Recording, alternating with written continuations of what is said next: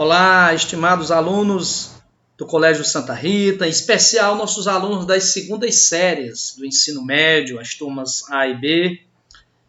Vamos dar sequência, vamos dar continuidade aos nossos conteúdos de história. Essa que já é a videoaula de número 17, nessa modalidade EAD, ensino à distância. Estamos trabalhando no nosso livro-texto, volume 2. Estamos, portanto, avançando nos nossos conteúdos. E no volume 2, nós já estamos no capítulo 10. O volume 2 que começa no capítulo 7. Trabalhamos em videoaulas anteriores o capítulo 7, o capítulo 8 e o 9. E na videoaula anterior nós já começamos o capítulo 10. Capítulo que trata da Primeira Guerra Mundial, ou seja, já estamos trabalhando o início do século XX. Historicamente, o século XX começa com a Primeira Guerra Mundial. Na videoaula anterior, trabalhamos as raízes da guerra, a origem, a causa, a causa geral. Falamos do imperialismo, das disputas imperialistas que estava acontecendo na Europa desde o século XIX, desde o final desde a segunda metade do século XIX, e, portanto, imperialismo é a causa geral da Primeira Guerra Mundial, e falamos dos vários fatos isolados na Europa e em outros cantos, fatos que colocavam os países em rivalidade. Nós chamamos são as chamadas causas específicas da Primeira Guerra Mundial. As rivalidades existentes entre França e Alemanha, entre Inglaterra e Alemanha, entre a Áustria e Rússia, a disputa da região dos Balcãs, tudo isso foi tratado na videoaula de número 16, a videoaula anterior. Falamos também da causa imediata, o estopim da guerra, o fato último que fez a guerra começar, que foi o assassinato, foi um atentado terrorista, que culminou com o assassinato do príncipe, imagina aí, o príncipe herdeiro do trono austro-húngaro, o Francisco Ferdinando, que estava em visita à Bósnia, um foco de instabilidade bem na região dos Balcãs, uma região bastante disputada. A Bósnia havia sido anexada pela Áustria e era pretendida pela Sérvia na formação da Grande Sérvia. Assim, o assassinato, uma visita oficial do Francisco Ferdinando e sua esposa, um atentado terrorista culminou com o seu assassinato. Ele e sua esposa. Isso fez com que a Áustria, acusando a Sérvia de ter financiado essa ação terrorista, a Áustria declarou guerra à Sérvia. A Sérvia, que era aliada da Rússia, então a Rússia declara guerra à Áustria.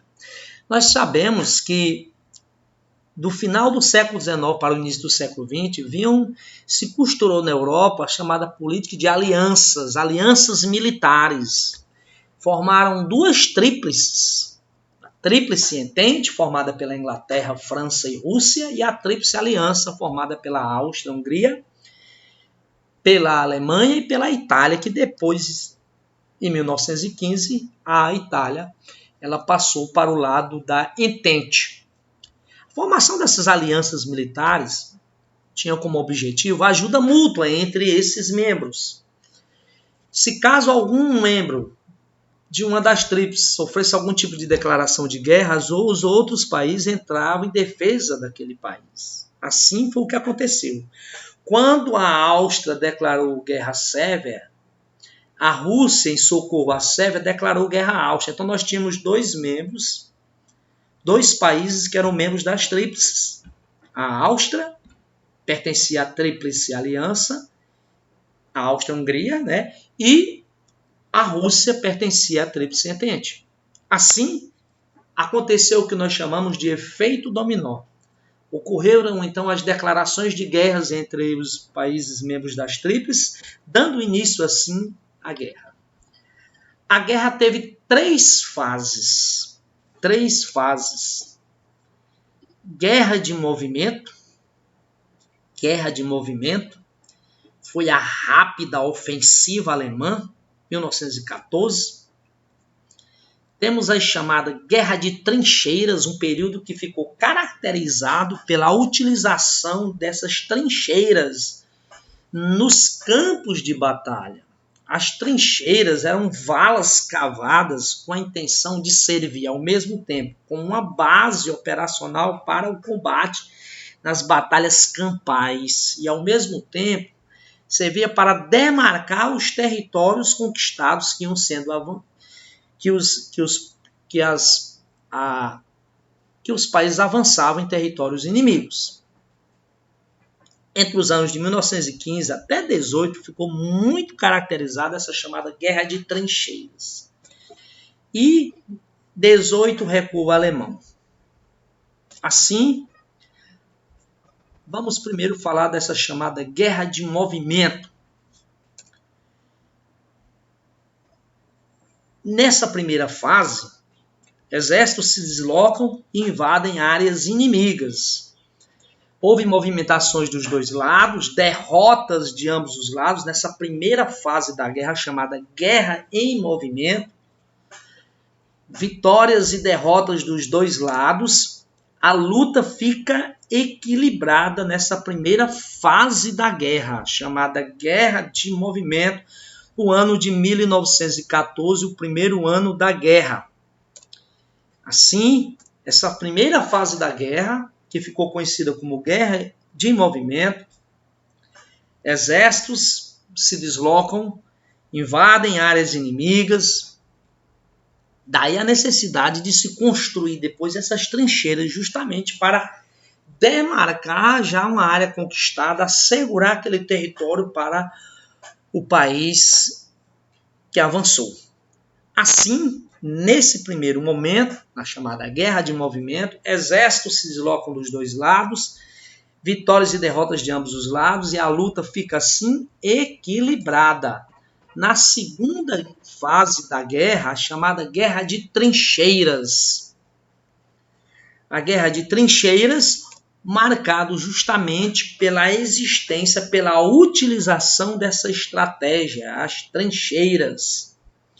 Nesse período, o conflito ficou lento, muito paralisado em função dessas trincheiras, muito equilíbrio e mobilidade dos soldados.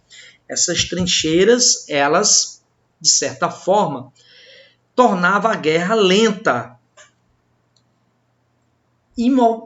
havendo assim mobilidade, porque as trincheiras dos dois lados contribuíam para que o embate pudesse demorar meses ou até anos, e assim muito sofrimento para os soldados nessas trincheiras. Imagina aí, os soldados ficavam dias nessas trincheiras e ali jogavam restos de comida, se misturavam ali com insetos, animais, ratos, que acabavam contribuindo para a proliferação de doenças. Quando chovia, essas trincheiras, a falta de higiene nelas, onde restos de comida e até mesmo fezes, quando chovia, havia assim a possibilidade da proliferação de doenças, e muitos soldados acabavam morrendo dentro dessas trincheiras. Então, as trincheiras, de certa forma, além de provocar uma lentidão no conflito, ainda trouxe essa consequência. Foi a proliferação de doenças. Imagina aí restos de alimento sendo aqui jogados, fezes se misturando com insetos, ratos. Quando chovia, alagava, e a disseminação assim colaborando para a disseminação de doenças. Portanto, a Guerra de Trincheiras é a segunda fase da guerra. Com a estabilização das forças em lutas, passou-se uma nova fase da chamada guerra da primeira fase, que foi a fase guerra em movimento, houve um equilíbrio de força. Na segunda fase, é a chamada Guerra de Trincheiras. Em algumas frentes, os soldados chegavam a ficar vários meses entrincheirados. Nessa foto aí, tirada no dia 28 de outubro de 14, mostra o pouco espaço aí existente dentro de uma trincheira, em uma linha trincheira britânica. Imagina aí esse pouco espaço, o acúmulo de sujeira, ratos, insetos, e quando chovia, tudo isso colaborou para a proliferação de doenças. Algumas armas, alguns componentes militares novos foram utilizados nessa guerra. A exemplo dos tanques, né? Esse transporte militar, né? Que tinha uma potência, né? Além no combate, contribuindo assim para que as tropas militares pudessem avançar em territórios inimigos com a utilização de armas mais potentes nesses tanques. E o uso também de aviões nesses combates. Os aviões que, além de despejar explosivos, bombas, lançavam também gases químicos sobre os territórios inimigos. Muitos soldados, portanto, sofrem com essas trincheiras. O ano de 17 vai ser um ano importante, porque ocorreram algumas mudanças nesse combate, nessa guerra. 1917. 1917, os Estados Unidos vão entrar na guerra. Os Estados Unidos entram, mas antes a Rússia sai. A Rússia sai e os Estados Unidos entraram na guerra. A Rússia é obrigada a deixar o conflito em 1917. A Rússia, que estava passando por um processo revolucionário interno. Nós que vamos estar trabalhando nas nossas próximas aulas a grande Revolução Russa de 1917. Assim, em 17, a ascensão dos bolcheviques ao poder e, consequentemente, a ascensão de Lenin ao poder na Rússia, em 17, uma das primeiras, a derrubada do regime czarista imperial russo em 17, com as revoluções de 17 na Rússia, a Revolução de Fevereiro e a menchevique, e a Revolução de Outubro, bolchevique, essas duas vertentes socialistas que acabaram contribuindo para a derrubada do regime czarista em função da miséria que a Rússia atravessava, a forte crise econômica, em função justamente da participação dentre outros fatores, da participação da Rússia na Primeira Guerra Mundial. Assim, na Rússia surgiram várias vertentes que passaram a combater o czarismo, dentre elas os socialistas, que se dividiam em duas vertentes, em dois ramos, os mencheviques e os bolcheviques, que contribuíram para a queda do regime czarista. Em outubro, com a Revolução Bolchevique e a ascensão de seu principal líder, Lenin, ao poder, uma das primeiras medidas adotadas pelo Lenin foi a assinatura de um acordo de paz com a Alemanha. A Rússia, então, se retira da guerra. Teve, inclusive, que ceder uma parte de seu território para a Alemanha, que foi justamente que hoje é a Polônia. Nesse acordo de paz com a Alemanha. E assim a Rússia se retira da guerra, o que iria enfraquecer a Entente. A Tríplice Entente, então, enfraquece com a saída da Rússia. Os Estados Unidos, desde o início da guerra, apoiavam a Entente com o envio, com apoio militar e financeiro, abastecimento de armas, financiamento. Os norte-americanos, temerosos em perder seus investimentos que haviam sido feitos durante a guerra, desde o início da guerra na Entente, resolveram então declarar guerra à aliança e entrou do lado, portanto, da Entente. Os norte-americanos alegavam que submarinos alemães haviam afundado alguns navios norte-americanos no Atlântico, navios norte-americanos, obviamente, que abasteciam o mercado em guerra com armas, dentre outros produtos, e esse apoio financeiro que os Estados Unidos davam à Entente. Com isso, o Congresso norte-americano, o presidente Wilson, então, aprova a participação direta dos Estados Unidos na Primeira Guerra Mundial. Então, os Estados Unidos entram e dão um novo rumo à guerra. Vai dar um novo rumo à guerra porque, a partir da entrada dos Estados Unidos, houve um fortalecimento da Entente. A Entente se fortalece apesar da saída da Rússia, mas a entrada dos Estados Unidos deu um rumo à guerra. E assim vai dar rumo ao fim da guerra, com a vitória da Entente. A entrada dos Estados Unidos iria desequilibrar a luta. E assim, a Alemanha desgastada acabou por aceitar a derrota em 1918, pondo fim a esse conflito que ficou conhecido como Primeira Guerra Mundial. Foram assinados uma série de tratados após o término da guerra, com o fim da guerra. Tratados foram assinados, tratados de paz de ambos os lados, e destacamos o Tratado de Versalhes. O Tratado de Versalhes foi humilhante para a Alemanha, imposto pelos países da Entente, imposto à Alemanha, humilhante para a Alemanha. Se a Alemanha estava passando já estava em crise em função da sua própria participação na guerra, desse financiamento da guerra, das perdas humanas e materiais que a Alemanha tinha passado durante todo o período de guerra, ainda sofreu um humilhante acordo, que os alemães, por vezes, costumam nominar de Ditado de Versalhes, porque foi um tratado imposto, ditado pelos países vencedores em relação à Alemanha. Pelo Tratado de Versalhes,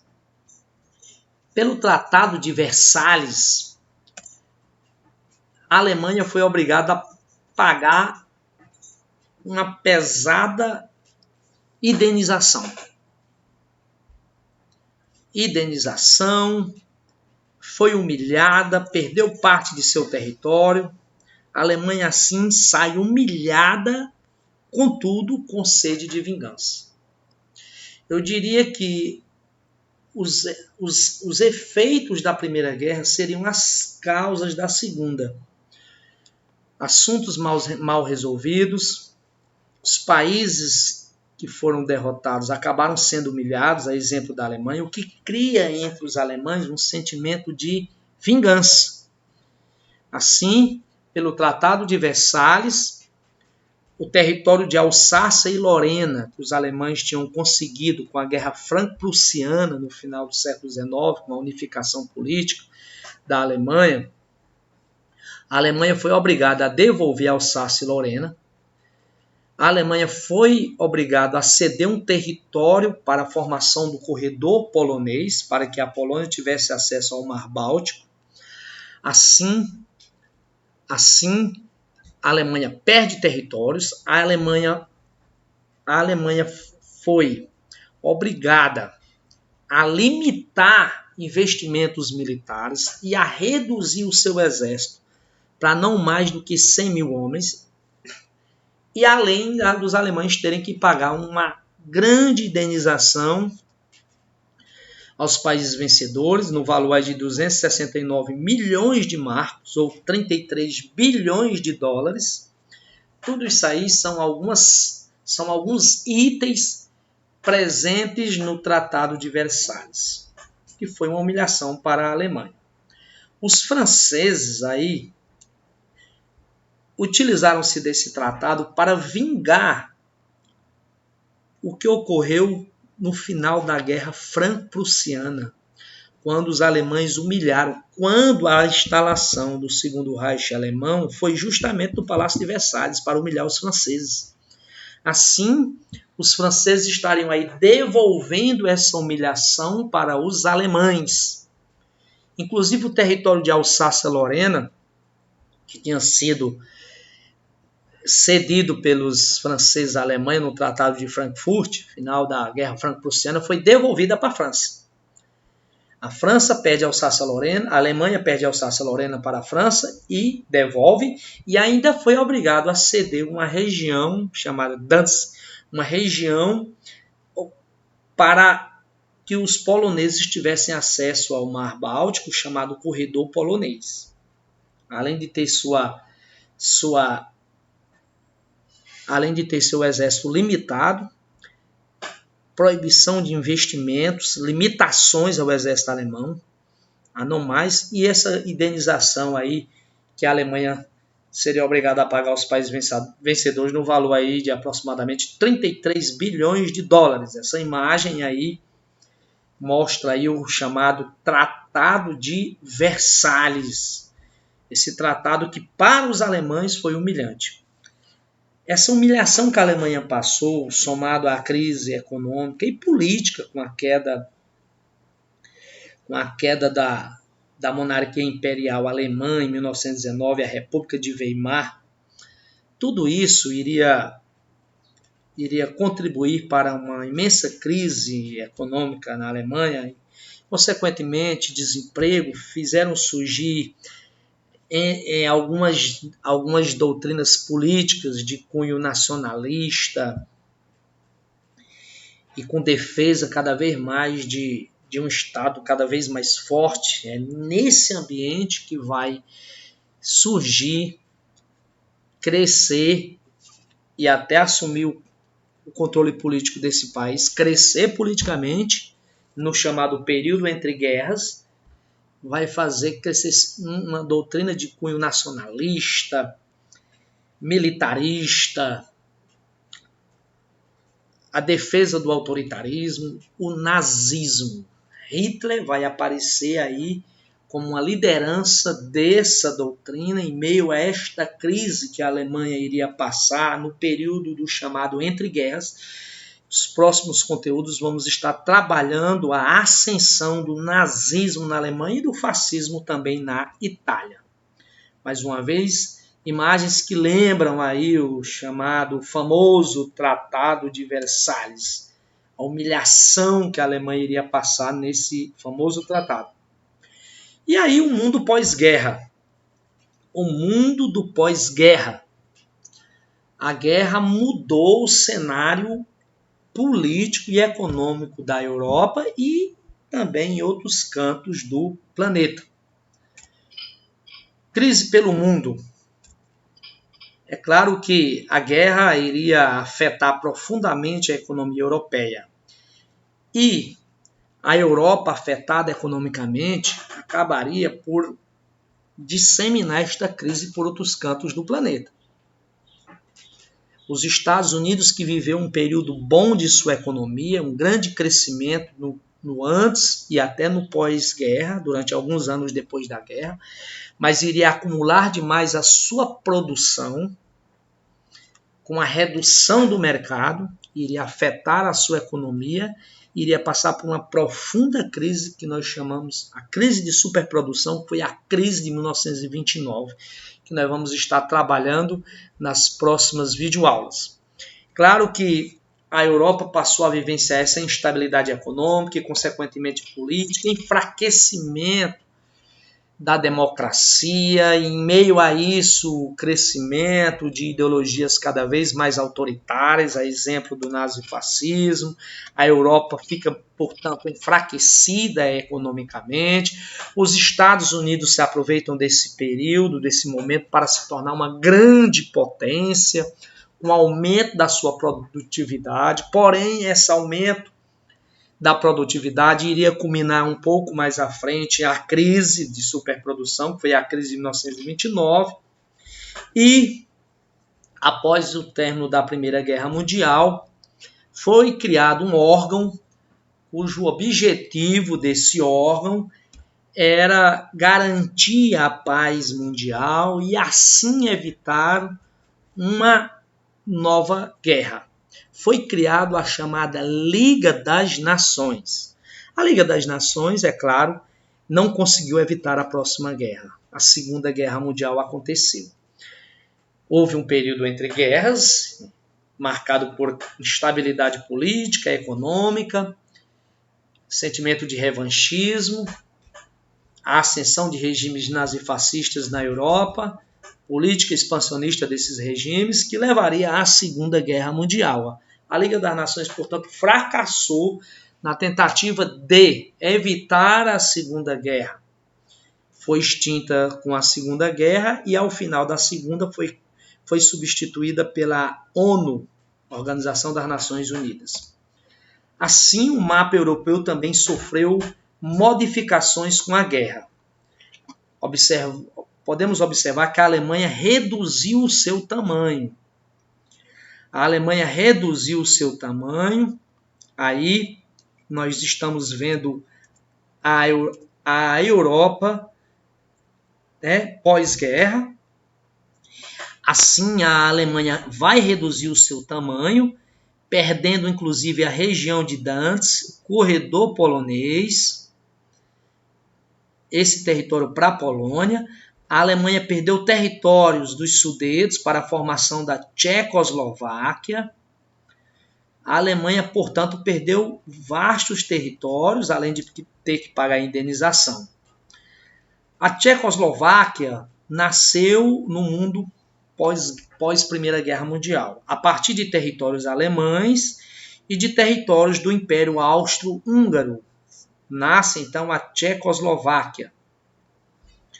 O Império Austro-Húngaro se dividiu em dois países, a Áustria e a Hungria. A Rússia, depois de 1922, torna-se a União Soviética, perdeu a Polônia e acabou perdendo também algumas outras províncias, como a Estônia, Letônia, Lituânia, que posteriormente iria se recompor a Rússia para formar a URSS em 1922. Contudo, a Rússia não conseguiu recuperar mais o território polonês, que acabou se tornando um país, a Polônia. A região dos Balcãs acabou, de fato, havendo a unificação dos povos eslavos em um único país. Nasce aí, em 1919, a Iugoslávia, formado pela Sérvia, Montenegro, Macedônia, Croácia, Bósnia. Portanto, a formação aí da Iugoslávia, o projeto do pan-eslavismo acabou se concretizando aí ao fim da Primeira Guerra Mundial. Portanto, o mapa europeu sofreu alterações. Se nós observarmos esse mapa da esquerda em relação ao da direita, antes da guerra, pós Primeira Guerra Mundial. O Império Russo virou a União Soviética, o grande Império Alemão perdeu um vasto território, surgimento da Polônia, a Tchecoslováquia, com a diminuição e a redução do território do Império Austro-Húngaro, a divisão de parte do território austro-húngaro em dois países, Áustria e Hungria, e a região dos Balcãs acabou havendo a unificação e a formação aí da Iugoslávia. Assim, o mapa europeu. As mulheres tiveram uma participação importante durante a Primeira Guerra Mundial, sobretudo, podemos dizer assim, na ajuda como enfermeiras, né? Muitas mulheres eram enviadas para os campos de batalha, para os hospitais de campanha, para trabalhar como enfermeiras no auxílio aos feridos da Primeira Guerra Mundial, ou as mulheres também acabaram sendo utilizadas muitas vezes no trabalho da indústria bélica, com o mercado de trabalho na indústria bélica, sobretudo aí Estados Unidos, parte da Europa, a utilização delas na indústria bélica. Lembrar aos nossos alunos que nós estamos aí no nosso volume 2 do nosso livro-texto, Sistema Farias Brito de Ensino. Nosso livro-texto vai apresentar exercícios relacionados a essa temática, Primeira Guerra Mundial. Os próximos conteúdos vamos estar trabalhando o período entre guerras, né? E os exercícios relacionados a essa temática estão aí na página 79. Orientamos os nossos alunos que pratiquem esses exercícios. Forte abraço a todos e até a nossa próxima videoaula.